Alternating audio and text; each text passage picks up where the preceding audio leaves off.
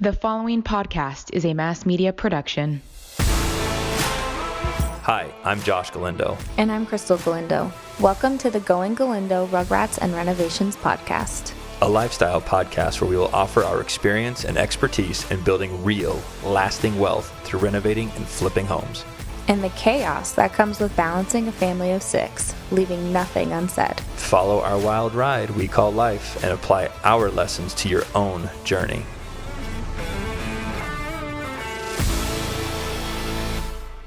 Good morning, everybody. I hope everybody's having a great day. Josh Galindo, Galindo Group Real Estate, on today's podcast, Going Galindo with Rugrats and Renovations.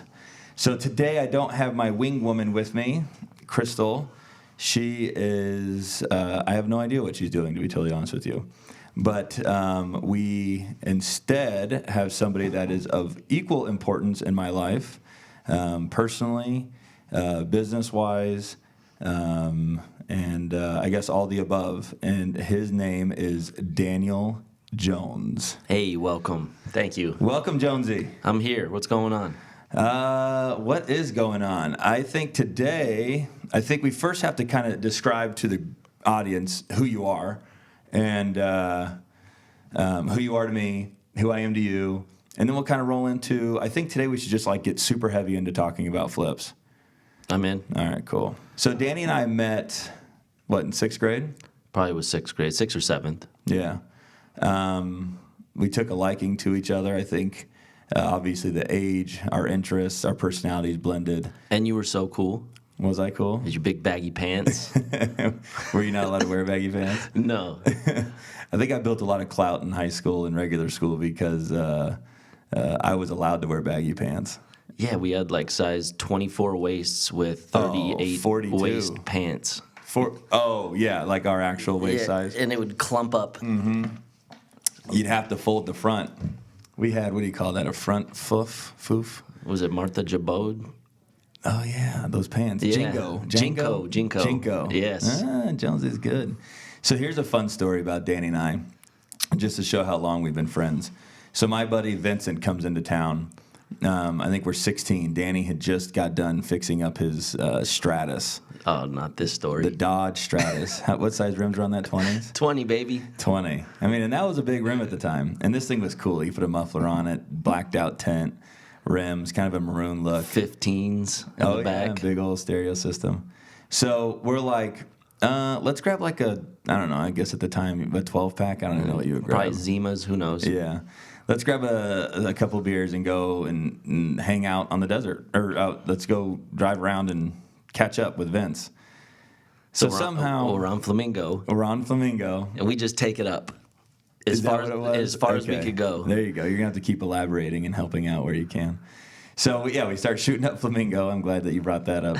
Somehow we land on a golf course. Well, yeah, it was like an oasis. Right, because Sienna hadn't been built yet. That's probably what it was. Yeah. We weren't intending to go there. No. We were just driving straight up, and all of a sudden there's grass. This incredible oasis that they were building. So we're hanging out, we're boozing a little bit, overlooking the views probably, or the strip, and just catching up. And then, of course, the buzzes kick in, and we're like, all right, let's get out of here. And we start doing, like, donuts and shit on the golf course. Yeah, I guess I was the one that was doing donuts. Yeah, he was driving, so he gets credit for that. Yeah. So if today, I didn't realize how much damage we were probably causing. It's thousands of dollars. Insane amounts. Yeah. Just blowing up that grass. They work so hard to keep it green. The groundskeeper probably came to work and cried. Yeah. So karma immediately hit us when all of a sudden... we didn't realize that in this oasis were sand traps. Dude, we shoot off a fucking sand trap, and I don't even know what happened. All I see is Danny is above me on my left. Vincent is in the front seat. He's like on the dashboard. He's on the dashboard, and I open the door and fall out. Gone. So now I know that the car's tilted. But my door wouldn't open. And Danny's door wouldn't open. So we end up smashing in the front of his Stratus, and I think at that point security was coming too, right? I don't know what it was. All I remember was, which is a testament to how we are today with business and challenges that we see. We saw this car and we dug like moles and just kept digging and digging and digging. And we're getting this freaking car out, and we dug until, I don't know how to this day. I don't know how we got out either. I really don't. It drove out, and I drove home. Yeah. Like, how would you drive a car out of a sand trap? That was nose deep. The wheel wasn't even in the... No. I don't know what we did, how long we dug, but... But adrenaline kicked in, and it worked. Hey, we got it home. And then my mom was like, what happened to your car? And I said I hit a decorative rock on the freeway. Which would have killed me. Now that we know after moving a fucking 2,000-pound boulder yesterday, the boulder wouldn't have moved. Hey guys, we're going to pause this episode really quick so that we can hear from our sponsors. Hey, I wanted to take a moment to tell you about Battle-Born Injury Lawyers. They handle personal injury, which covers everything from auto accidents to wrongful death. You never know when something bad will happen to you or your family. Be smart about it and make sure that you have a resource to contact right away if you should ever need it.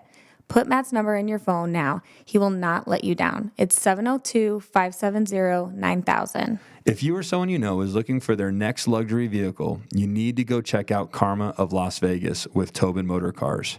Powered by electricity, Karma delivers a combination of intelligent performance, industry-leading digital architecture, and a connected vehicle technology experience for an unparalleled driving experience. I would know because I own one. From the moment you set foot on the dealership floor, you will enjoy white glove service. The luxury store on West Sahara is women-owned and has been supporting Southern Nevada for over 30 years. To learn more, visit TobinMotorCars.com. Again, that's TobinMotorCars.com or call 702-932-7100. Cool, man. So there you go. That's the background of DJJ. You want some more stories? Ask us to go lunch, and we'll tell you all the fun shit. Oh, we got better stories. Danny, what were you doing before flipping? So when I was 11, I guess I started graphic design. It started with Microsoft Paint, and then you kind of discovered Adobe, which is what everyone uses to this day, Photoshop. It was literally like Photoshop 1. And I was just doing Microsoft Paint stuff with it with my cousin Dean. It was both of our interests. So my background forever has been graphic design and just knowing computers overall. So any business, any of my friends started in high school and after, they always called me. Like, hey, I need help. Help me design a logo, business cards. I need to do this. I need that. And I always knew how to do it. So then along the way, I actually had real jobs, was car washes a lot. I was managing Fabulous Freddy's a lot. And then I left to go work air conditioning. And then when that fell through, I was going back to a car wash, and we were at the Smiths on Flamingo in Fort Apache. And I was like, I'm managing another car wash. And you were like, it's how Josh is. He says, no, you are not going to work at another car wash. You're coming to work Nora's tonight. I was like, what? I was like, I need an application. I haven't met anyone. He's like, no, you're coming.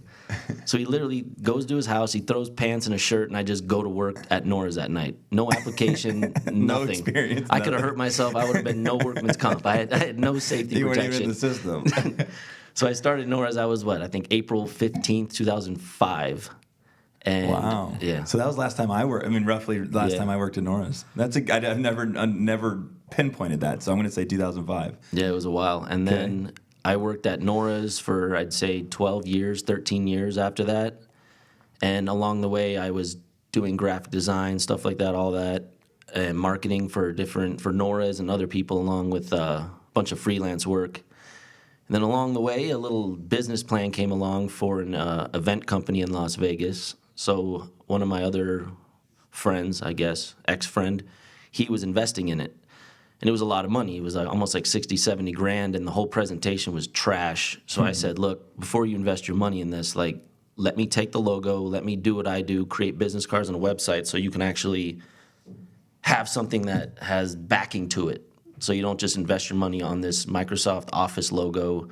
It was terrible. So in that event company, that's kind of how I started. So I made the logo. I got involved on the computer level, of course. And then when we started throwing more events, I was taking on more computer roles, like nonstop. And, you fast forward to 2017, we were throwing 3,000, 4,000, 5,000 person events. I was running the front door, security. I was doing all the marketing, the social media. You were an owner of the company. Yeah. I eventually wasn't at first, but through my efforts, they offered me ownership because they're like, you're working really hard. Like, Yeah. you deserve at least a percentage of the company. And think what because you're kind of rattling it off really quick. If you really think about what you pulled off there, like how many people? 3 to 5? I think our biggest one before I left was 3,600. That's insane to be able to coordinate that many human beings in Oh, it's one wild. space. When you see it, it's incredible. Like, especially for me, because I did so much groundwork with. Sure, you watched it come together. Right? Yeah, but even one event, you have 50 promoters you have to handle. You have a street team. You have all the social media giveaways you do, and like all the work I would do. I used to make props with the little styrofoam Yeah. inserts for garages. Yep. I would make like the logo of the DJ. I would cut it out, and I'd make several of them. Like, I put so much work into like making it an experience for the crowd. So when you actually do all that work and you see it, and then you get told, "Hey, man, it's sold out," it's like euphoria. Sure. And then you're seeing 3,600 kids having the time of their life, and it was awesome. I bet. It's an amazing feeling. Yeah, it's a big accomplishment, Danny. I always I'm kind of glad that you went there. I didn't know we were going back to Nora's, but I'm glad you did. Yeah. And I'm really glad that you mentioned the events company. And it all ends up how I got here. So I left that company, and I was still at Nora's. I left that company, and I went to Josh, because I knew he was on HGTV, and I knew his reach. But then I looked at his social media, and I was like, "What are you doing, man?" I was like, "I'm free now. I got a lot of time. Like, let's meet." And then we met at like 7 a.m., which was a test. Was it a test? Did I do that to you? I knew it was a test. You're like 7 a.m. I haven't woken up at 7 a.m. in like. I actually think I remember that. I was like, if he wants it, he'll be here. If he doesn't, he's not going to be Well, here. I said something. I was like, "Can we do like 9?" You're like, "No, 7." I was like, "God, I haven't been up that early in so long. I usually go to bed at 7." That's fucking awesome. All right. So I showed up, and I just needed, I think it was $1,500 a month. I think 1,700. $1,700. That's all I needed, plus what I was making at Nora's. I was like, that's what I need to live. So you matched it, and you said, we'll gradually increase with how the marketing goes. But you were like, along the way, I'll teach you how to find properties that we could buy and flip, and you could make assignment fees on them, which kind of got me into looking on MLS and how to find deals. I love hearing this. Yeah. So then I'm on the other side. I don't think I've ever heard it gets your side. better. So I realize now, being in the position I'm in, you can't talk to everyone because it's just too busy. So you only talk to the really important people that are integral to the system. So I'm this guy that's just doing marketing stuff. You don't care. Just keep posting, filming. But whenever I would have a question about real estate, I would call. I would never get an answer. I'd text, "Hey, man, is this a deal? Hey, is this Section 10 house a deal?" And you just ignore me. And now I realize you don't have time to like Go baby someone along the way. Like, no, Section 10's not a deal. It's rarely a deal, but they always look like deals because one sold for $800,000 and Right. another one's listed for $400,000. Right. But it's a total different custom product. Yeah. But it was just that. And then along the way, I think that was September 2017, I started filming, and I revamped the entire social media and branding. Let me stop you there. Okay, you're probably going to go here anyway, but I want to tap on that. What I have often said, and if I haven't said it on here, I want to say. If I have, I want to say it again. If I haven't, I want to say it. Arguably, the Galindo Group real estate brand became recognizable and matured because of Danny Jones. Thank you. I mean that. It's fucking cool. Your skills are like spectacular with Photoshop and your ability to shoot videos and edit them and all that stuff. So like all the logos, all of the graphics, all of the videos, all of the content that this company spits out is the brainchild of Danny Jones. Yeah. I bet people didn't know that. No, and I'm not one to brag about anything, so I don't even realize it until I like look back and I'm like, geez, that was 2017. Think about everything if you just look around this room. Did you do these? Yeah. Okay, exactly. We did that sign, right? Yeah, we did the sign. I mean, it just doesn't end. Remember doing this? The definition of purple. The purple was board? that us? That was us. Yeah. Yeah, everything. You've touched it all, man. It's fucking awesome. And it's good to because of what I do with graphics and stuff, I don't know if I'm good or I think I'm good or people tell me I'm good, but it's funny to even Renovation, that company, the EDM event company, the things they do and how they do with marketing and graphics, I saw how other companies in town started copying us. Yeah. So the way I created to market events was copied. And then I'm going to stop you. I have to stop you. Yeah. Because that was a really good point. Okay, so when I came on the scene with social media, I have to be honest, and I think this will actually start segueing us into the flipping, is nobody did social media like what is happening today. No, nobody, not at all. Nobody. Not for real estate. It was boring. Not for real estate. It was boring. Okay? Danny came in, and I had Troy Kern sitting in that chair a few weeks ago and says he believed that Galindo Group Real Estate revolutionized how people portrayed themselves on social media. It's me and you, baby. Tell me that wasn't accurate, though. No, absolutely. Dude, we were fucking smoking the competition. The competition couldn't keep up. No, not at all. It was like we'd have an idea, then they'd half-ass their version. Oh, yeah. And then we'd jump to the next thing. Then they'd half-ass our old version. And the best part is we were doing it. I was doing it. I was recording from an iPhone 7. Yeah. And then we'd see their setups. They'd have a whole rig. I know. With a cameraman, a lighting man. Bodysuit and shit, hold that big-ass camera. And I'm here with a $20 stabilizer and an iPhone 7. Yeah. No, that's fucking definitely worth noting. I will bet every penny I've got that graphic-wise, entertainment-wise, we set the bar. Yeah. And then I'll own today that I think people are so good, and it's not something I'm necessarily passionate about, but it just takes too much time. Yeah, I'd rather be rich. And being that I'm flipping now, I don't have time to sit 8 hours a day and just brainchild content all day. Nah. Which you guys should be lucky. The competition out there, isn't that fucking true? Oh, I love that. That's awesome. They should be fucking lucky. Danny's retired lucky. for the moment. Yeah, no, that was really good. What else did we? Okay, yeah. All right, so keep going, Jones. I just wanted to point that out. But just with graphics, I mean, what I did with the EDM event industry, and then with where were you at here? So you started doing that here with Galindo Group Real Estate, Yes, and then that you was evolved into September. finding deals, and then it was April 2018. You kidnapped me, which if you know me and Josh, he kidnaps me a lot in my life. I remember doing that a lot. You kidnapped me to Armagosa once. Hey man, I need you real quick. Real quick. I'm out front. No, so you kidnapped me, and you were going through some things at the moment, but you took me to the top of Summerlin, and we were just looking at the city. We rolled up in the Range Rover, drove straight up a hill, 4-wheel drive. And I took a picture because I was like, think I need to remember this day. And you were like, I need you to take over finding deals officially. Like, you need to be my acquisition manager.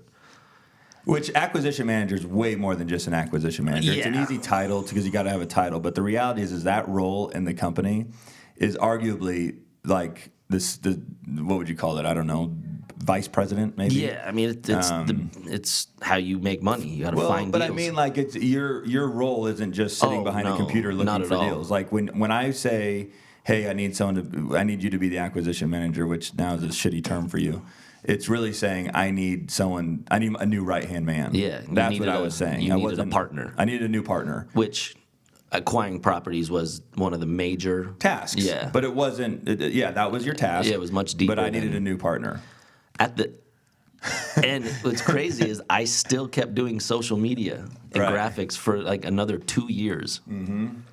Which I think you eventually saw that it was getting a little too heavy. Heavy in what way? I couldn't do it anymore. Oh, well, it's not a good use of your time. Yeah, you can it's hire not. that shit out. Yeah. You're more talented in other ways.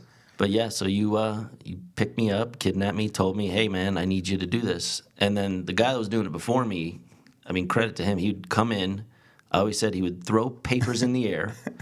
And by the time the last paper fell, he had opened up his laptop, typed 100,000 words, slammed the laptop, picked up all the papers, and would run out. So when you were like, I need you to take over, I was like, I can't do that. Danny didn't understand what it meant. Yeah, Because he'd I- only witnessed what he thought it looked like. Yeah, so it was super intimidating, but I'm never one to shy away from a challenge. He didn't at all. It wasn't, let me think about it. I think right there on the mountain, you're like, I'm in. Well, you needed me. I was like, I'm not going to be like, no. Right. And then where were you going to go? Right. Like the next step down, I don't know how low it was. Someone you trusted in that time. But yeah, I took it on. And then the funny story behind that is I had paid for a trip to London a month prior. And I didn't tell you because I was just a graphic guy. All right. You were only working 3 days a week, too, at that time. So I remember telling you, I'm like, I'm going to London in July. And you were just like, what? How could you? I'm like, Josh, I bought the ticket before. And like, it was a big kind of a yelling match because you didn't know, but I didn't know I was having that position. So then you were like, you know what? Solution. He's like, get 10 properties. Oh, yeah. Before. Yes. And I got like 14. That's right. I think Nashua was in there.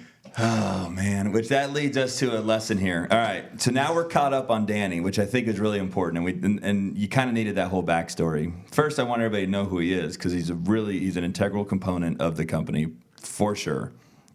But so those 14 homes, Jones is on a run. He's just fucking plucking these things. Boom, boom, boom. I'm like, damn, he's fucking good. And I think he rolls off to London or whatever he does. And I don't know, you'll have to help me recollect this. And then my contractor goes belly up. Oh, that was great. So of the 14 homes, like 9. And these were home runs. Oh, they're such good deals. We bought Nashua for $250 and we sold it for like $430 and made $19. Yeah, and we put like only 60, 70 into it. Right. So we ended up getting stung by the contractor for about $95,000. Yeah. And I had to take that $95,000 and divide it amongst all of the homes that Danny had just bought. So if you think about that, if the average margin, let's call it $20,000, $25,000, and there's $90,000, you divide that by 10. Now every house was kicking out like $10,000, $12,000, and that was assuming everything went perfect. That wasn't in today's market where every mistake could be corrected with appreciation. But I remember having to like break that news to him because Danny signed up. I think we maybe kicked you off of the, or maybe did we do that slowly, or did we just boot you right off the monthly? When you took a percentage of the action, did you still get a piece of? I did. It went down. I think it was just a flat rate. Just something to keep you floating. Well, not even floating. It's just because I was still doing so much work for retail agents. That's right. Yeah, because the service was still being provided. Yeah. Anyway, so his first whack of being a part of the action, getting a percentage of the profits, just got fucking smoked. Yeah. He got like nothing. 2 were on Sabato. Sabatos. We were in Sunrise Villas before Sunrise Villas was a thing. That's right. We were buying those at $1.60 to $1.80 a piece. Great. All right. So that's fun. So Danny and I have had a lot of fucking stories, because in the flipping business, he's when we got stung by that contractor, I think I just restructured the business and getting rid of some of the shit weight that was there and replacing it with my boy Jones. And then right after that, the fucking contractor goes belly up. So now I got to fix those problems. And in the beginning, I thought it was a $300,000 problem. Oh, I remember when that happened. It was like, dude, I was driving down, but we were driving all the homes with the bids and offsetting work performed. Before that, we kept getting calls. Hey, no one's at this job. No one's at this job. And it was like 4 or 5 of them where we're like, wait a minute. And then we drove and we realized. No, and you asked him several times too. Remember? Yeah. Are you belly up? He's like, no. This contractor I had been exclusive to for 8 years. Yeah. Yeah. And you trusted him, like, hey man, do you need help? And it was 3 weeks before we found out. 2 weeks. Hey man, do you need help? And he kept saying no. And then one day it was like 7 or 8 properties at once, had nobody there. Drove all of them, called him, and said, nobody's at any of these houses. What's going on? And he goes, I have no money. Just another obstacle Josh had to tackle. Fucking brutal. So let's talk about that lesson for just a moment. So the lesson that I've learned, I think I've instilled in Danny too. I think he implements on a daily because he's now in charge of billing and contractors. Stay ahead. Stay ahead of the contractor. I used to give this guy 50 to 75% up front. And his argument to me was that if I have 10 homes going, how am I supposed to front all of that money on 10 homes? I don't have $100,000, $200,000. And I was like, okay, I was kind of an amateur. And then there was a trust component, and I was like, all right, that's fine. And that's how I got stuck. So now it's they start the work, then we pay them. They do more work, then we pay them. And we're constantly keeping a read on the work being performed at the job in comparison to what we've paid. Yeah. So if these guys disappear tomorrow, we don't get stung. No, not at all. Yeah. So lesson for everybody listening, be very conscious of your contractor. People think that it's all about, I got to make a great buy and I got to generate profit. But there's other components that you can get your balls kicked in too. Absolutely. And one of those is your contractor. Think about if you have $20,000 times 10 properties, that's $200,000. If that guy disappears, you could get stung $100,000. I saw it. Danny witnessed it. I saw your face. All right, so let's roll into some of these other questions. So we put a post up and said, "Hey guys, ask some questions." So I'm going to kind of challenge Danny and see what he thinks. So Danny Jones, who is the biggest flipper in Vegas? Josh Galindo. No, I think you're the smartest flipper. Thank you. The biggest. I mean, you got to go with Enzo. You think Enzo? Dude, because I was on MLS so much, constantly looking, and then I would just see his progress from just every house on the market. And then he was buying empty lots. And then he was reselling empty lots and probably making a profit. And then he started building homes, which was something I think Grasso did. Grasso. Yep. Grasso was building homes. Now all of a sudden Enzo's building homes, and he just doesn't stop. Like he buys everything. Enzo is a big boy, but if I'm not going to challenge it. I think I'm going to add to it. I believe it's Maxim Properties with Justin Bruni. And I can tell you this for sure because Grasso was the contractor for Maxim. Maxim started the buying the lots and building new homes on them. And that's how Grasso. And then Grasso started doing it on his own, and then Enzo picked up on it, and Enzo did the same. But my understanding is that Maxim will do about 380 to 500 homes a year. I know it's fun to throw that number out there because people that are close to me and don't understand the market, they think we're like the biggest flipper or that we do a ton of volume. Yeah. It's like, dude, there's guys out there that are fucking smoking us. Yeah, but the quality can't. The quality be doesn't. Perfect. No, we know it's not. We've walked them. I think that's where your smart flipping comes. Like you're known as, the Bentley of the flip worlds. Like people go in and they expect the cabinets to match. They want the cabinet handles to be even. Like some flips you go and you're like, did anyone ever walk this? No, never. Yeah, if you leave the contractor on his own, they're just trying to get in and out. Yeah. Like they're not really focused on what we're looking at. Yeah. The quality thing, actually, do you remember this, Danny? The quality thing was never a staple of our brand. I don't know if you remember being in any of these meetings. But it was just something that I felt I had to do on each home all by myself. And again, revolutionizing the flipping game. When I got into the flipping game, I remember your first flips. Yeah. In 2008, there was no such thing as a high design flip. No. They didn't exist. Brown tile. It was brown tile, brown grout. cabinets, brown granite, brown walls, and you were out of the house. There was no accent carpet. walls. There was no sexy chandeliers. There was no sexy faucets. It was like Home Depot material, cheap. That's next. all you needed to do.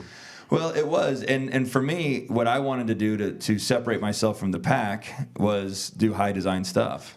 And so again, I genuinely believe that I was the reason the market shifted and going high design. Definitely. And if anybody wants to challenge that, let's sit down and compare. We go house for house. We'll go house for house. Let's just pick a year. Let's call it like 2015. Yeah. I'd love to see what your flips look like in 2015 compared to my flips in 2015. I guarantee you. And the reason I know this is because the market just copied the fuck out of me.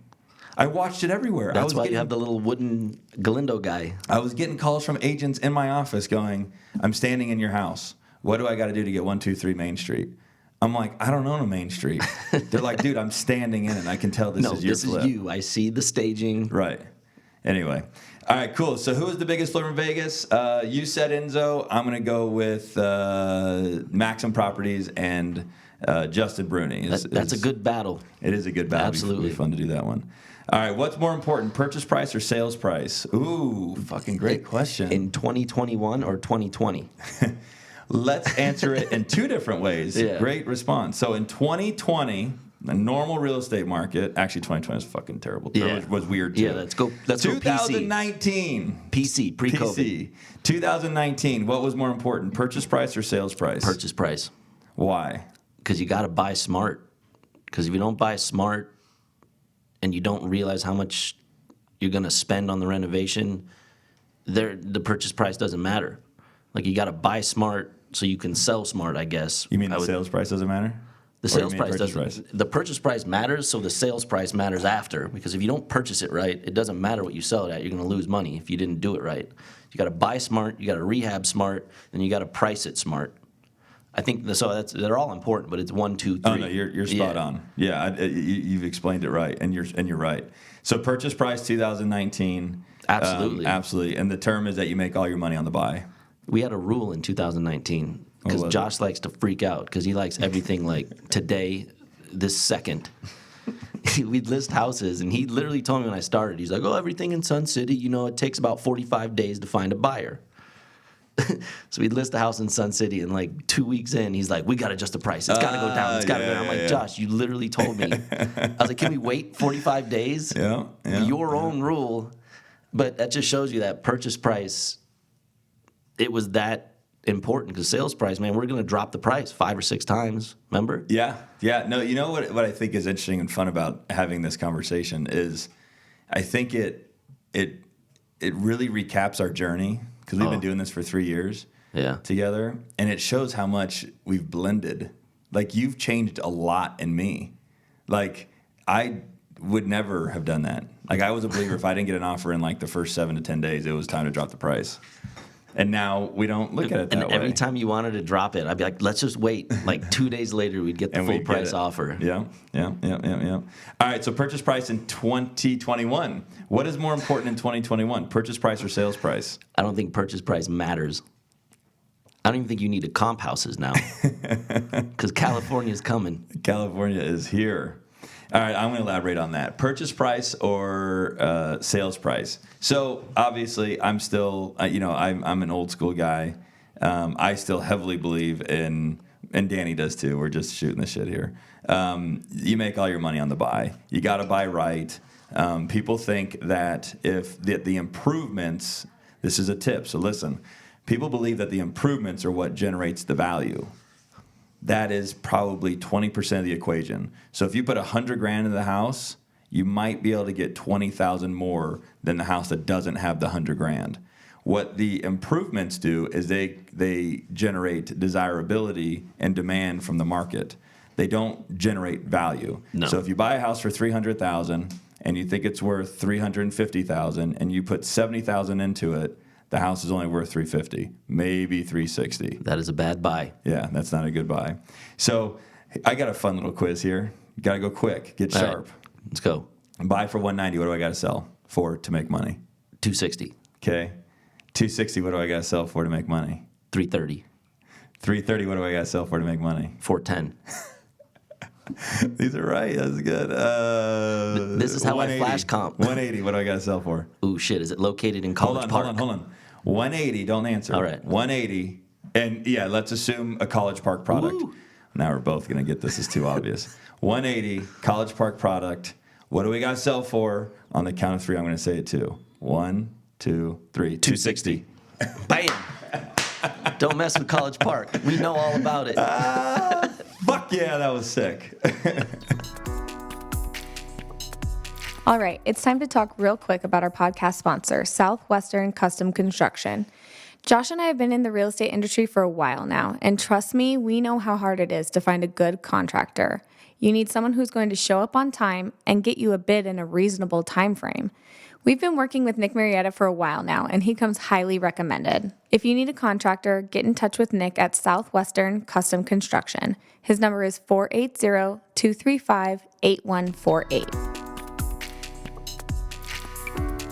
Okay, so let's keep going. $900,000. What do you guys sell to make money? Ooh, I think 1.2. Okay. $60,000. $60,000. Josh will just buy it as a rental. So we never get to. Yeah, we don't ever get to flip those. All right, that was fun. That was a good game. All right, what was the most important purchase price, sales price? How do you find the best deals in the hot market? Great question. Can't tell you. There you go. Let's move to the next one. No, I think that's a really great question because what's funny, I don't know if you're being asked this, but I go wherever I'm at, locker room, gym, restaurant, run into other real estate guys. I love this question. I love it because I've been being asked it my entire career. I was almost at one point going to tell people that I don't do real estate anymore. I remember when I was like 2010, I'm in real estate. Ooh, how's that going? Oh, yeah. Okay. And I'm like, it's fucking great. I'm building a fucking empire, you know? And then it's like 2013. I'm in real estate. Ooh, how's that going? Okay. 2016, market's starting to come back. I'm in real estate. Ooh, that's awesome. That must be going well, right? It's always that. It's one or the other. Oh, must yeah. be going well, right? Must be going good. Or, ooh, how's that going? And then, so the other question I get as a flipper is, are you still able to find deals? Are they still out there? It's like, do you think that the flipping business started in 2008 and then like is going to end no, flipping's been going on forever since the houses were being built. Yeah. So yeah, how do you find the best deals in the hot market? Let me have Danny answer this. How many homes do we have right now on the board roughly? 35, 40. 40. Yeah. And we're in the tightest market I know Danny's ever experienced, and Oh, yeah. arguably I've ever experienced too. I've been very close to this in 2013, but never this strong. Yeah, there's 20, 30 offers on every house. And we have about 40 on the board, you said? Yes, sir. And how many have we closed? Or the last tag I tagged you in? Well, you can 33, include all that. 33. 33. So Well, we got 7 under contract. I know that. right now? Yeah. Oh, yeah, to close, too. Yeah. Right. So if we stopped buying today, we have about 40 on the board, and we've closed 33. That'd be 73 homes. If we didn't buy another home right now. Yep. And And just it's processed only everything that we've May. got. And it's only May. Yeah. So what I want to talk about there is that I remember Danny. So if you're a new flipper and you're getting into this, obviously it's intimidating, and to think that you can't find anything. Danny, how many times, I want you to go through that because you were in charge of buying homes. And I remember when I was the only person buying homes for Galindo Group Real Estate, there was many times I walked in the office and felt extremely discouraged and didn't know if I was going to find another deal. And thinking, I used to call it the trustee sale gods. That's how I would literally pray to them that day. The trustee sale gods have blessed me with a property. So how many times did you get discouraged, and do you still get discouraged today? I could say right around Beach Walk when we bought that one was the last time I've ever been officially discouraged. Because, you always think it's your last deal. I don't know why. And you're like, is this it? Like, am I ever going to find another one? And it just always works out. And it keeps working out. It keeps, every time I think that, it works out tenfold. Yeah. And then during Beach Walk, it was right when this kind of boom started, and you were like, we got this, we're going to do it. And I saw the fire in your eyes, and I was like, oh, we're not failing. Like, we're good. Let's go. No, there's no failure. I was like, we're getting these. And then we got 5, I think, that day or that week. We got a lot. Yeah. Yeah, we bought real heavy and very smart at that time. I think. We predicted the boom before the boom, because we bought houses that weren't of value at that moment. Yeah. And by the time we were done, we took a 365 Beach Walk and sold it for 410. If you go 360. I think it was worth 360. We thought 380 maybe max. Yeah. And we got 400 plus. Yeah. Yeah. No, I think if you go back and listen to whatever season it was, anybody listening to this, they're like, well, what are you going to do in this market? And I said, well, I don't know what we're going to do, because this what's happening at this current moment, what's today's date? Do we have a date? So that May 19th. May 19th. All right, May 19th. 2021. Nobody knew what was happening right now was going to be happening then. No, not at all. And so I was asked on the podcast, what am I going to do? I said, I'm going to push the market, but I'm going to push the market on really high quality product. Yeah. High quality product is product that's in exclusive areas and areas in demand, features that aren't in an abundance. Okay. Shh. And then here we are, it worked out for us. Yeah. So that was my way of taking risk, but not recklessly. And I think that's the difference. I love these guys. I'm still fucking buying. I'll buy everything. That's why I said you're the smartest flipper in Yeah, Vegas. it's like, oh, you're fucking cool. Yeah, okay. Yeah. Well, what's your strategy behind that besides market appreciation? Oh, you know what was funny is I couldn't tell you how many people called me during the pandemic. Called me. Oh, yeah. And I was scared. Called me and go, what do I do? And I loved my question to him. How much dog shit are you sitting on? Because they were, dog shit smells like roses in a great market. Oh, yeah. And in a bad market, it goes back to smelling like dog shit. Quality product smells like quality product in a great market. Yeah. And smells like quality product in a shitty market. So I'd always ask, how much dog shit are you sitting on? Like, how many 1 bath, 3 bedroom, 900 square foot shit boxes are you sitting on? Yeah, no value. Yeah. 8. I'm like, yeah, well, maybe you should buy a better product next time. Yeah. Because things like this do happen. Market corrections, they do happen. But Fun. we didn't see a market correction downward after the pandemic. That went up. I think. That's what people used to ask me. They're like, "What's going to happen? What's going to happen?" I said, if anyone tells you they know what's going to happen, they're full of shit. Full of shit. You're full of shit. Yeah. Just live day by day because no one knows. This has never happened before. No. The friggin' strip shut down. Right. Yeah. When is the NBA shut down mid-season? And someone's going to tell you they know what's going to happen? Yeah. Oh, it's such bullshit. I love those guys. Nobody It's going to knows. crash. Yeah. Okay. Well, and the thing with that, let's talk about crashing for a moment. I hate that word. I hate it too. I think it's Crash is not Great even Depression. Right. That's the other thing. Like, it's not even worth entertaining. Yeah, I don't do it. Will it downturn at some point? Yes. Right. It's been doing it since the life of real estate. Yeah. But here's my thought around it. Is let's use 100,000. If it's sitting in the bank, let's say that 100,000 can earn you another $100,000 in a year on flipping, assuming you're using leverage to buy all your flips. If you let fear run your life that the market's going to crash and you sit on the sideline, you start the year you start 2021 with $100,000, and you end 2021 with $100,000. So let's say that you put it into the market and see if it works. So you start the year with $100,000, and let's say that the market doesn't correct, change, or crash, whatever you want to call it. You end the year of 2021 with $200,000.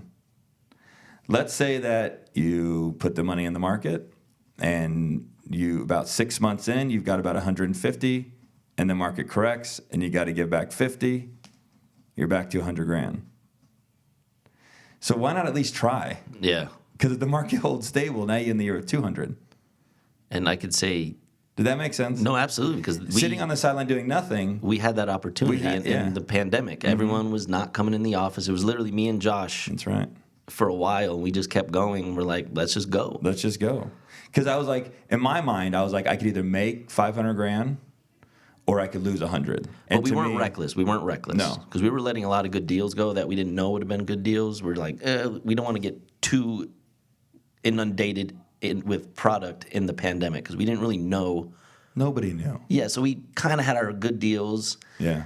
And then we got to see the market slowly like, oh, it's not going away. And then we started buying heavily again. Yep. Yep. Yeah. No, it's intelligence. It's smarts. You Absolutely. Know, and yeah. Well, yeah. remember when they all came back? We have flippers in our office. It took them 3-4 months to get back in the groove. Yeah. Oh, yeah. You got to keep your finger on this Yeah. pulse. This pulse is always moving, and as soon as you take it off, to find it again, it's tough. Oh yeah, like The market. Remember when one person came in and was like, "That's not a deal. I just sold that model Applin for Oh, $300,000 6 months ago," and we're like, "Bro, you've been gone for 6 Yeah. months. These things are $350." fucking 380 now. We'll take it. All right, let's keep banging through our right. questions. So, should you get a home inspection? Daniel Jones. What was it? What was it? The off-market house, the 2-bed, Off market 2-bed. 2-bedroom, 2-bath. The one where we flipped it, we sold it, or we got under contract. Lady calls us. She's like, "Hey man, your attic's burnt." We're like, Duck Arrow. Duck Arrow. We're like, I'll "What never do you-" forget Duck I was Arrow. like, "What do you mean the attic's burnt?" She sends me a picture, and the entire attic is charred black and like white from that like sealant foam. Yeah, they like tried to cover it up with kills. Like, keep in mind, we destroyed the market on this house. I think we made, I don't know if we want to say the profits I here, don't care. but I mean, Yeah, we were go upwards of like 50, 60 grand on a 1,000 square foot house that we finished in a month and a half, had a buyer instantly. We're clapping. We're like, we're going to celebrate. And then the friggin' inspection comes, and I got the text first, I remember. And I was like, How do I tell this to oh Josh? my God. Oh my God was right. And do you need an inspection? Yes. On a shitty house, I would say. Yeah, I don't know the answer. Yeah. Well, let's just be realistic. What you're describing, you should say yes. Yeah. Do we get inspections? No. Yeah. So, but what I did learn on that house, and I wouldn't say that I'm applying it today. It's not like I Yeah. go into every attic. But the other thing too is I could be damaged because of that experience, and then have that experience influence every decision I make moving forward, which would paralyze and handicap us. Yeah. or we just know that we got a bad apple. And That was hopefully, definitely a bad apple. I don't think anyone's ever experienced that. I still tell the story to other flippers, and they can't believe it. To put this into perspective, this home we'd renovated the entire property. The inside is done. Yeah. New cabinets, flooring, carpet, paint, Everything. Put on the market. Buyer comes in. Buyer does home inspection. Home inspector goes in the attic, and he goes, "Hey, your attic's burnt." I'm like, how the fuck did we renovate this whole thing and not realize that the attic was burnt? To fix a burnt attic, we had to peel off all of the shingles, all of the plywood. We had to dismantle the truss, rebuild the truss. And the thing was, we had to rebuild them because you should have ordered. We not should have, but another option would have been to order new truss that come in the triangle and they get craned onto the roof and then secured. But then if we did that, we would have had to reroute all of the electrical. Because think about the electrical wires going through the trusses. That's crazy. Think of the HVAC the ducts going through the trusses. We would have had to redo all of that. The inspector was there. Oh my gosh! So we rebuilt the thing, and here's the craziest thing: I think we still squeaked out like $10,000. We did. That's how good of a deal that was. It was awesome. Hell of an experience. Learned a lot. All right, cool. What renovation should you tackle first? I don't think it's what you should tackle. It's just the natural process. Like the first thing is the demo. Okay. And then the next thing is, what is it? It's flooring, I would say would go in first. And then they paint. I mean, there's a process, I guess. There's a process. I think I'll because I've described it a million times. A lot of these questions, Danny's never had to answer. He knows the answers, but he's never had to answer it. I've been telling and talking about this stuff my whole life, so I'm probably a little bit more polished on how I describe it. What renovation should you tackle first? The way that I look at renovating is you start from the ground and work your way up. So obviously you go in, as Danny said, and you demo the whole thing. Then you start with flooring. Then you start with baseboard. So just keep visualizing building an outfit from your shoes to your hat. So flooring, baseboard, cabinets, counters, appliances, plumbing. You know, I think you can fixture. change this. Let's say you live in a house and there's a homeowner asking you, Okay. I live in a house that was built in 1998. I like this. Which renovation should I start first? What I would say to do is I would first and foremost say, do you have enough money to do all of the bathrooms first? Yeah. Because what a lot of people do is they renovate the kitchen in 2020, we'll say. Yeah. And then 10 years later, let's be more realistic. In 95, they renovate the kitchen. And then in 2000, they renovate the master bathroom. Styles are changing. And then in 2005, they renovate the living room and do a cool accent wall. You walk into the home, and you can tell that it's got different eras of design all over. We see that all the time. All the time. Yeah, like the bathrooms, you get the picture. So what I would first say is, if we could touch all of the bathrooms and the kitchen at the same time, then I think... the visual guest appearance. I think when a guest comes in, they want to see a nice kitchen. You know, if you're going to put $10,000 in a house, you better get your value out of it. Yeah, and let's say they tell me no. Your answer sounds like you're going there. If they only have $10,000, where would you start? The kitchen. I would leave. I don't know. You'd say the master bathroom. No one ever sees it, but you see it every day, or your kitchen. Okay, so let's complicate the question. Resale value. You've renovated the kitchen. You say that only you get to see it, which means the most valuable person that sees it is the person that's ultimately going to buy it. Thinking like an investor. Right before you go to sell it, you do that. You do the master bath. So I agree with you. If it doesn't bother you, and during your ownership of the property, I would totally do the kitchen first. Yeah. Now you get entertainment, or you get enjoyment, and you can entertain in the kitchen, and then right before you go to sell it, bang out the master bath. See, there's your answer. There's your answer. What is a realistic time frame to flip a property? Okay, 2019 or 2021? Let's go 2021 for fun. Okay, well, 90% of the properties now have tenants in them.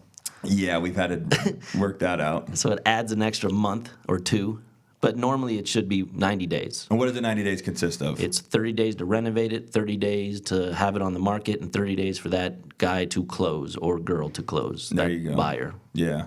And however that translates, if it's 6 weeks worth of construction, hopefully it's only 2 weeks of market time. If it's 6 weeks of market time, hopefully it's 4 weeks of construction or 3 weeks. But I mean, I've seen them. They average anywhere between 75 and 85. Yeah. But we fluff it with the 90. Right. All right. Good answer. That's the answer I would give. Okay. What's your advice for tackling multiple deals at once? I think this is great because you're so heavy on the construction side now. What's your advice on tackling multiple deals at once? Like from the construction side? you got to know where you're at with all of them. So for me personally, I know which ones are getting close, and I drive them every Monday, or try to, as long as the schedule permits. I want to drive them every Monday and every Friday, because during the weekend, I want to know exactly where I'm at. And then when I get back to it Monday, I want to see if any work was done. So that usually tells me that the contractor is working a little harder than most because they're working weekends. Now I know that they're on there on the weekend. So if I need something happens, someone's there, there's a leak on a water heater, someone's there to tell me. But I also like to know where they're at. Then when Monday comes, I know for the week what needs to get done.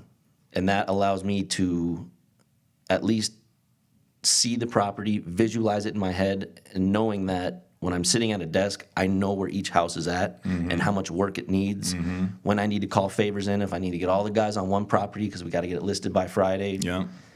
And I guess the number one thing is don't panic. Because, I mean, I guess if you see 40 houses on the board, the first thing you're thinking is like, what am I going to do? You're so right. But you got to just be calm. How do you process it? Do you have a mental thing, or do you just tell yourself to stay calm? I just naturally stay calm. That is your way. I have a technique because I maybe would say that I don't naturally stay calm. Well, your brain is different. I literally look at one property and go, how do we resolve the issues surrounding that one property? And I just isolate it. And then I go, okay, what's the next property? And then I isolate that. And then I go, what's the next task? And then I isolate that. If I look at all of them at once, I actually do get panicked. Well, I guess I would probably look at like 3 at once. Is that how you do it? Like right now, it's, Yeah. it's Robin, You it's bite Utah, off. Yep. it's Alan Shepard. Like that's kind of where I'm looking at. Like these things got to get done, and I know exactly where they're at. I talked to the contractor yesterday. I have timelines on all of them. I know exactly where they're at. That makes me feel better about those where they're at, which allows me to, which I think we're going to do today, is drive around the other properties which aren't at that level. But it's just peace of mind. You need to know where everything's at. The other thing I think you know this, but you may have missed it to mention it, and I think it's important for the people listening to hear it, is in driving the property, it's not just identifying the levels of construction, but first and foremost, that's the most important. And then secondly, it's to ensure that your design is being implemented, because you, in your mind, may have an idea of how you want the house to turn out, and the contractor thinks he understands how you want it to turn out, and it's two different things. Yeah, it never works. And then, so when you're there constantly touching the property, it gives you time to ensure that they're going the direction you want them to, and in the event that they aren't, it gives you time to fix it. The worst is if you don't show up for 3 weeks, and they've already designed it the way they think it makes sense, and then you're like, fuck, that wasn't what I wanted. It's either a $5,000 change order. Right. Yeah. That's a change order.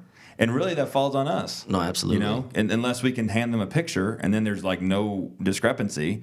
I know someone told me yesterday, I was like, I was landscaping all day. I was laying it out. They're like, you could pay people to do that. And I'm like, yeah, and they'll get it wrong. It's when I do that stuff too, like yesterday I actually had a little reflection moment of myself. It's like, it's shocking how talented we are. And I'm going to give this to all flipper credit, or credit to flippers that design their own product. Absolutely. Because what we just did in a day, most consumers would pay thousands, probably tens of thousands of dollars. I didn't even think of that. Think of that. Dude, I'm just trying to get it done. Think what we're doing on Bel Castro. Think about that for just a moment. For a consumer to come in and go, to look at that property, I mean, that's like a shocking property to think what we've done to it. And go, blow all this out, throw a slider there, drop those 2 there, put a window above the sink, move the garage door over. We got the landscaping. I want 3 boxes, one this here, one here, planter boxes. I want the 3 elements of nature to all be included. I want 1 wood, 1 cement, and 1 regular. 1-800-landscaping?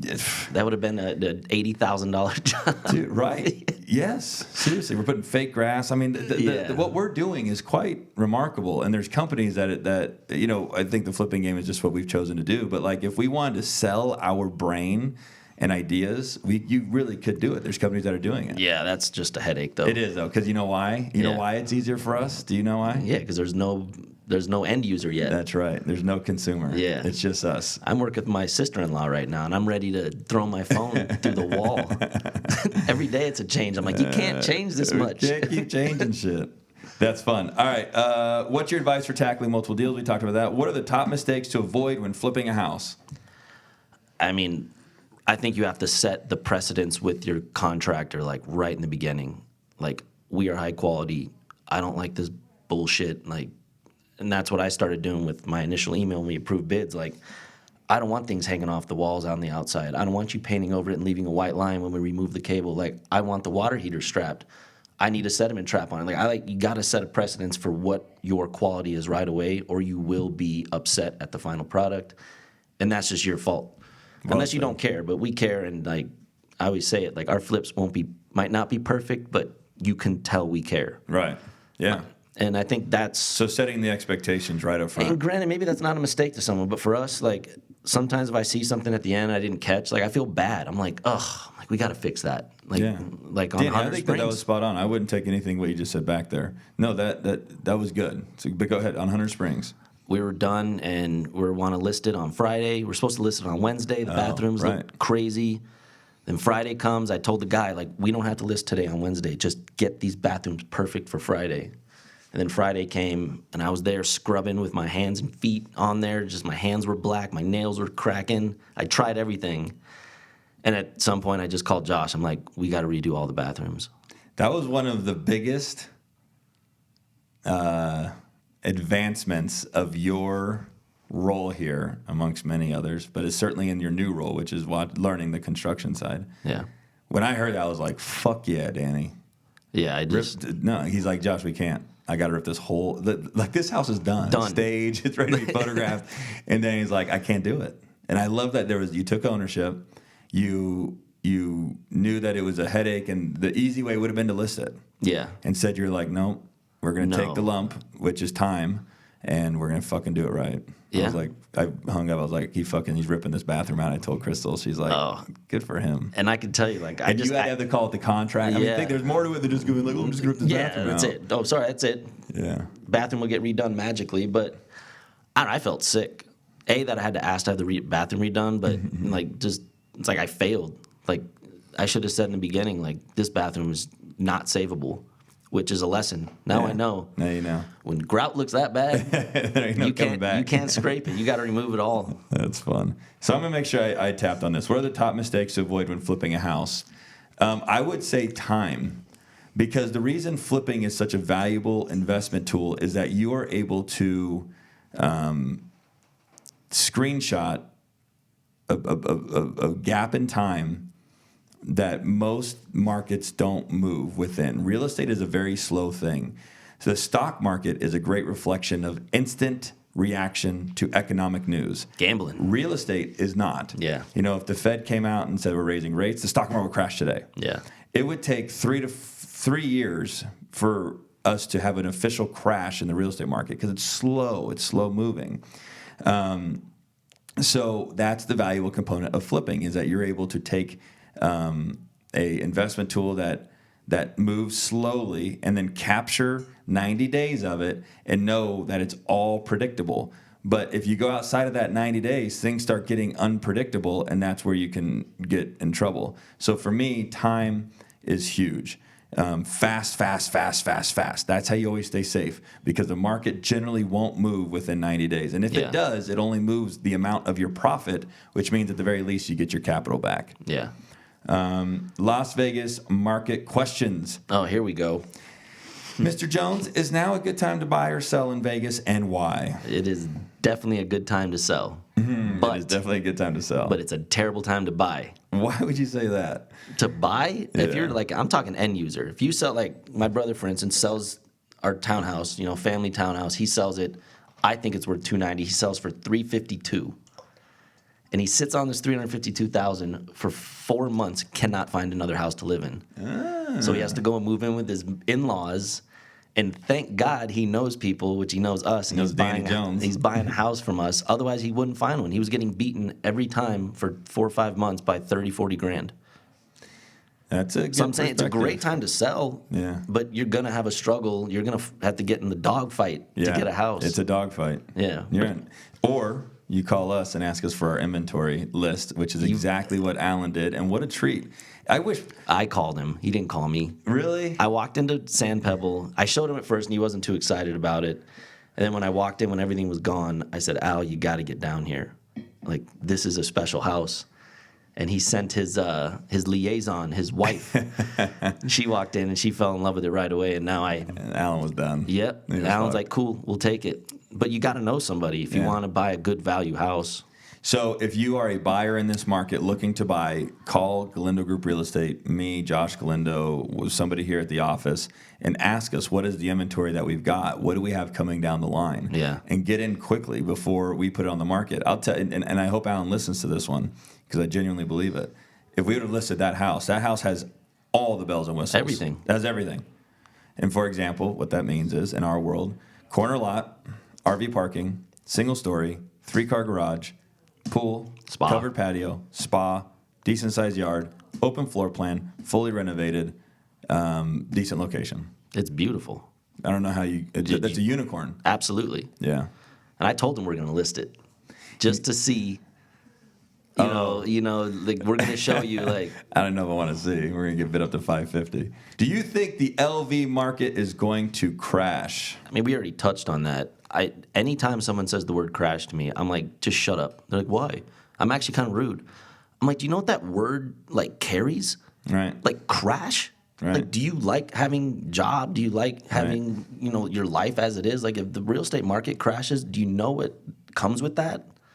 It's not just the real estate market. Oh my gosh, it wrecks the whole city. Like, stop saying that. Like, Right. Is it going to go down? Yeah, the stock or the real estate market's been doing this since the beginning of time. But it's been going up, but it always goes down a little. Yeah. It's got to adjust at some point. Yeah.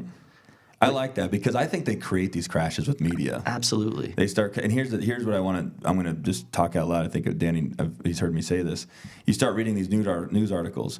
Buyer mortgage applications down 4%. That was today in CNBC. Well, then everybody goes, why? Oh my gosh, that's scary. People aren't buying as much. Oh my gosh, that's getting soft. But the real reason is, if you read the entire article, is there's such a lack of supply that people aren't able. They're trying to secure product. They're can't. trying to apply for a mortgage, but they can't get anything. So now it reflects as home sales are down.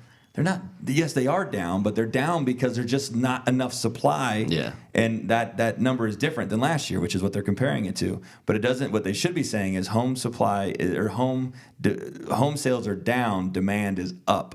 Yeah. That's what they should be saying. Like, spin it positively. Right. No, they could build a crash in 5 seconds. Oh, yeah, All the Americans news out. they don't like reading stories. They like the 6 or 7 words. Yeah. That's why when I post on Insta, I'll do a screenshot of the article, and then I'll go through it and circle, because most people don't realize what I'm even posting. No, They'll read not the at all. article and move on. All right, we all know adulting is hard. You know what shouldn't be hard? Buying a house. Robert Coomer has helped us and our friends buy and refinance houses for the past 15 years. Every time we work with him, we know we're getting the best service possible, and that the person on the other end of that phone call has a smile on their face. And that leaves a smile on ours. Call Robert Coomer. He does all the heavy lifting for you so you can worry about more important things like what kind of wine pairs with your leftover pizza. But seriously, give him and his team a call at 702-850-2000. You won't regret it. Hey guys, I know all of you have heard of Moon Valley Nurseries. Well, now is the best time to plant everything, and Moon Valley Nurseries has everything to plant. Right now, you can get 50% off plus free planting. Moon Valley Nurseries is the largest box tree grower in America, and they've brought in millions of dollars of inventory for this event. From their farms to your yard, nobody does it better. So stop in now for the biggest and best selection. For the best trees on earth, go straight to the moon. Head to moonvalleynurseries.com to learn more. Danny, would you say you're living your best life right now? Absolutely. Do you really believe that? Oh, 100%. How do you believe that you put yourself in a position to have this life? Did you ever think, because you're making, I won't give the exact number, but can I be general? Yeah. Hundreds of thousands of dollars a year. Yes. Everybody says they thought, I'm going to be rich one day. Did you think that you'd really be doing that? No. And if the answer is yes, that's great. Because you always had faith in yourself. That's not my question. But I always thought with, the event company, the whole goal is to get acquired, and it's such a pipe dream. So, yeah, I thought, but it doesn't happen. I never thought I'd see it. Like, before I worked here, I didn't really know. It's funny because you're like a brother to me, but at some point, you're like a dad. Because you've learned so much from your mentors that you've taught me, like the value of money and all that. I never even saw 5 figures in my bank account until I started here. Like, what a ever. beautiful I didn't even know statement. what it looks like. I was like, oh, I'll never see 10 grand in there. If I did, it was gone instantly. But, like, now, you know, you're approaching 6 figures and above, and it's like, how the hell is this happening? And it's because I came here, you mentored me, and you actually took me to a place where I could achieve numbers that people just fantasize about on Instagram. Right. Like, I want to make 100,000 a year. Right. It's like, now that's beyond me. I'm like, oh, well, that's easy. I need to go make 5 now. Like, how do I get there? And that's, I think, what you lay a roadmap for it. And all you have to do is work hard, be intelligent, and follow the plan and stick to it. And you're going to get there. See, and that's a huge compliment. I thank you, and I appreciate you saying that. I really want to spin it back to you because not everybody can walk in here and jump on the roadmap. Okay. So I really am curious. What did Danny Jones? How did Danny because you had to endure the pain? Oh, absolutely. We've gone through a lot of pain together. Yeah. Where I'm frustrated on a property, and obviously you did your best. But you know, there's just not enough. There's not a manual here. So, No, not at all. So get into what advice would you give somebody that just started at I got the perfect answer. Okay, then there you go. I won't finish answering. People ask me, like, you know, what, obviously I was blessed with the situation. And I explained to them, like, yeah, I'm blessed. But I've always prepared myself mentally and intellectually to seize a moment like this. There you go. Like, if it comes to me, I was always ready to tackle it and destroy it. Like, I'm not the dude that, again, shies away from a challenge, and my brain is capable of taking whatever's given to me and advancing it. And, like, with what I've brought to Galindo Group as from the beginning, like, your spreadsheets at first. When I first saw it, I'm like, I'm going to revolutionize this shit. Like, we're going to make it to where I'm going to add value. I'm not just coming into your system. I just fucking wrote that on my notes here. Yeah, I'm not just going to come in and just, value. follow your roadmap. I'm going to add some pavers to that too, and we're going to keep going on our road together, because I do have value, and I do value my own intelligence, because sometimes I surprise myself, like with just everything. I don't know. I look at it sometimes, like even your rental repair requests. Like, how are you doing those before? But, like, I saw the problem, and I'm just intelligent enough. I'm like, this can be better. Yeah. So now there's a form where your renters actually follow a system. Yeah. All the way down. I went through the other day because I was going through old files, and I was just like, God, how much stuff have I done here and applied? Yeah. So what I think I'm going to take from that, Danny, because it's so fucking true, is you never walked in here ever in your entire career, ever, and had your hand out. Ever. You've never, ever had a conversation about money. You've never, ever had an issue with the amount of money. How I think you forced yourself into the position that you're in, which is only going to get better. The better you get, the more I'm going to step back, the more money you're going to make. Yeah. Is you walked in and added value every single day. You said, I'm going to make it indisputable how valuable I am by showing how much value I can add. So that's what I want to send a message to everybody. People go, I want to make more money. Well, add more fucking value. Yeah, what are you bringing? Right, what are you bringing to the table? And that's what you did. So I'm going to end it with that. Add value, always. And you'll be paid for it. Yes. And there's a difference between being smart and being intelligent. That's another thing I love to say. Hit me. Being smart's anything. I could know a million words. But when you're approached with the problem in real life, like, are you intelligent enough to make the proper decision? Your words don't matter. Mathematics doesn't matter. You better have intellect to get you through that problem, which I think is where you excel incredibly. And I think that's why we've always been friends, because we kind of share that same tenacity to figure things out, and we're smart enough to get it done. Yeah. And I think that's huge, because, I mean, I make more than most college degreed. You're making more than the CEOs at MGM. That's what I'm saying. And right. That are college educated with high prep schools. And I went to the Art Institute. I didn't learn anything about real estate or finances. And I didn't fucking finish school, and I'm doing just fine. Exactly. I think there's going to be a revolution around school. With all this access to information, you start seeing it on TikTok. Think of these kids that are 15 and they're hearing these people go, why don't they teach you that in school? Dude, you could learn heart surgery on YouTube. Right. I think there's going to be a whole revamp of the public education system. I think what it's going to be is you're going to be paid based on the value. Yeah. Because if you can show and prove value, which is graphic design, believe it or not. You don't need a college degree. If anyone wants to go to school to get a college degree in graphic design, do not. It's a waste of money. I did it. I owed $30,000 to $40,000 for a degree I never got because it was just so terrible. But in graphic design, like with flipping, your product determines your value. Like, I don't need a degree to show someone my amazing graphic design skills. Like, that's them. Do you want this? I like Pay what you're for it. saying. Yeah. You're showing your value. Absolutely. You don't need a degree to go, this is what I can do. Yeah. No, I can just show you my value. There's kids that graduated with graphic design degrees that have full-time jobs that are terrible. It's a good point. Okay, one more time, because I think it was really good. Yes. Add value. Always add value. Add value, you'll get paid in exchange for your value. And don't have your hand out. No, don't do that. Well, I mean, there's another reason I think didn't there's have my hand something- out. You never had your hand out, but I almost have to, because there are people out there that will take advantage of that. Absolutely. And that's kind of, so let's just go there for a moment. That's kind of sad if you could sense that your boss, actually Nick came over. Nick was 65 hours a week at his last place. And it's like the boss, instead of going, we need to move this guy up, or we got to give him some more money, or we got to do something. I'm seeing the effort, and we should reward it. They just take advantage of it. We just have a great employee. Let's just let him stay there, and we'll burn it. We'll run him until we burn him out, and then we'll grab another employee. Yeah. So it takes both sides, and I want the people listening to understand that. And so if you're being rewarded for your value, then you're in a good place. Absolutely. Stay and keep adding value, and you'll keep being rewarded. If you're in a place where you're adding value over and over and over and over again. And you'll feel it. Absolutely. And if they're taking advantage of you and not rewarding that extra effort, then I think it's time to find a new place to work. Yeah. Jones, how do people find you? Well, I mean, it's not If they want to safe. contact you to sell your house, Oh, if they want hey, to if you want to you. contact me, my number is 702-354-7576. You can call me at any time. And if you can't get a hold of Josh, which you never can, you just call me. I'm like, sometimes I consider myself the cup.